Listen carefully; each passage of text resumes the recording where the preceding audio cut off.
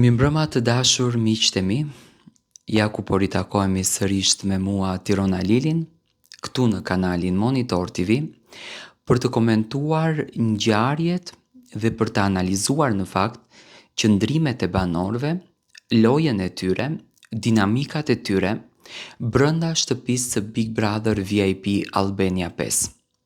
Sonte, dua të ndaloj pak me një analizë më të gjatë. Kam përzgjedhur 3 protagonist, ku këto 3 protagonist i lidhen një moment. Rogerti, këto 2 ditë, ka qenë tmerrësisht zjarr, ku nuk ka arritur dot edhe të kontrollon veten e tij, se çfarë po flet, si po sillet, si po kërcënon, edhe si po del jashtë. Do me thënë, kam patur komente që ti Tironi e kundër Rogertit. Nuk jam kundër Rogertit. Unë e kam thënë, banori më i fort në atë shtëpi është Rogerti, në qoftë se do të di të tregoj anën më të mirë të tij. Sepse unë e shoh që ai ka një anë të mirë.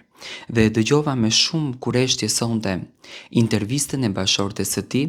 Ajo ishte shumë e lumtur në krah të Rogertit dhe një fytyrë e lumtur realisht duket se rezaton, dhe ajo këtë gjë e transmetonte. Por siç duket, Rogerti ka hyrë me një bindje të thellë dhe të prerë që unë do ta fitoj këtë Big Brother, do të tensionoj këta banor, këta do të durrojnë me se s'bën, ose do të largohen, ose sekreti tjetër që Rogerti mund të ketë përdorur për këtë lojë është fakti që Rogerti mund ta bënte të gjithën këtë gjën me kastile, që banorët të mërziten nga zhurma e tij, të tensionohen nga zhurma e tij dhe të vendosin që në këtë pikë të lojës të largohen nga shtëpia dhe Rogerti ta ketë territorin më të lirë për të fituar. Por kjo gjë, me patjetër që nuk e arsyeton në asnjë mënyrë kërcënimin, ofendimin dhe denigrimin që Rogerti bën kundër drejt banorëve të tjerë. Tani për çfarë po flas konkretisht?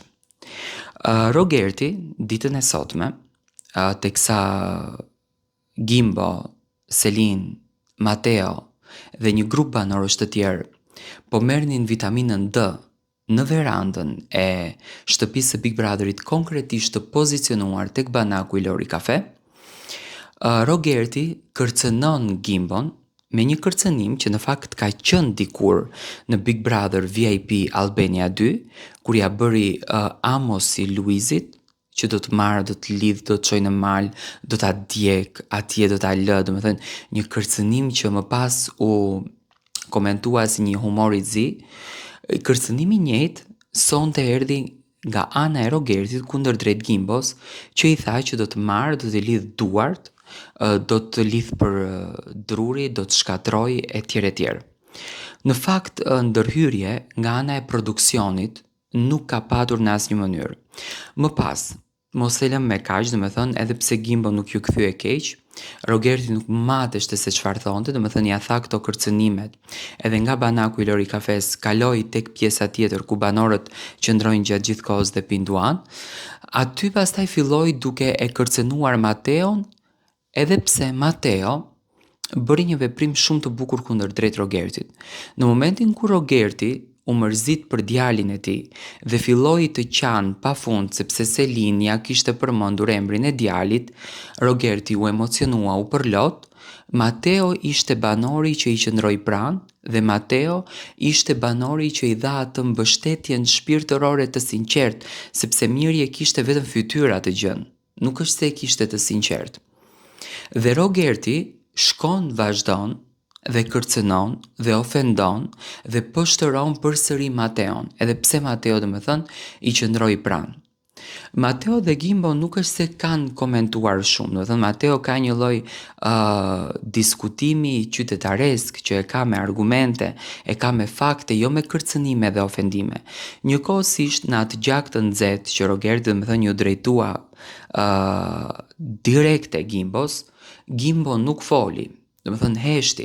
Nuk është se ja zgjati si muhabet këtë gjën, vetëm i tha se çfarë do më bësh. Kjo ishte.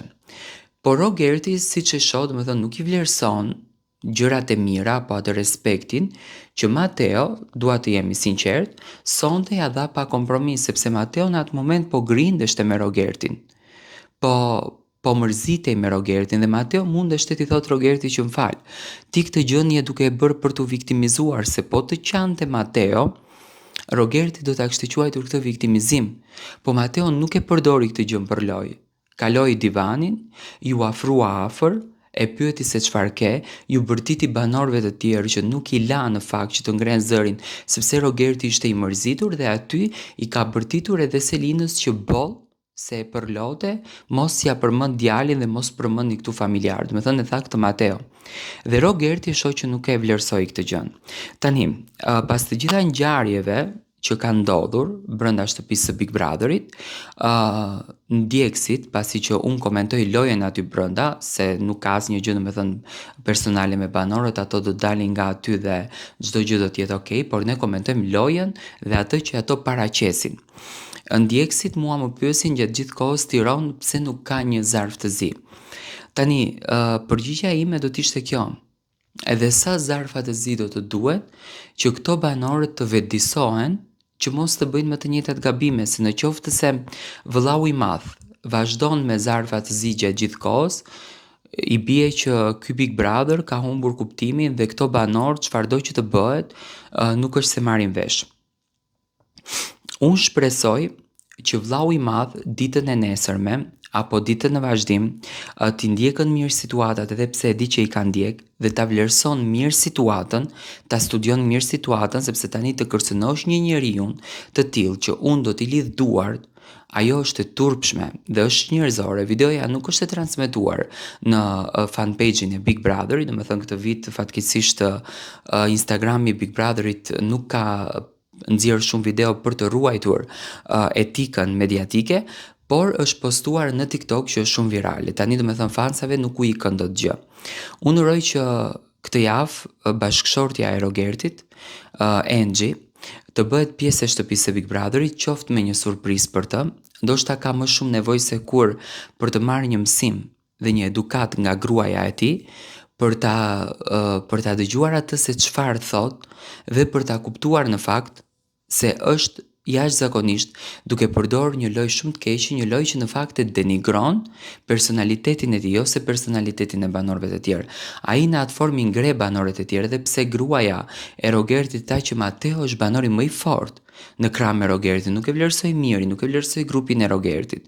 Dhe për këtë gjë unë uroj që Rogerti ta kupton, ka dhe pak ditë që i kanë mbetur, dhe le të tregon vlerën e tij dhe le ta nxjerr anën më të mirë të tij, sepse jam i bindur që Rogerti do të shkëlqen nëse e tregon këtë anë.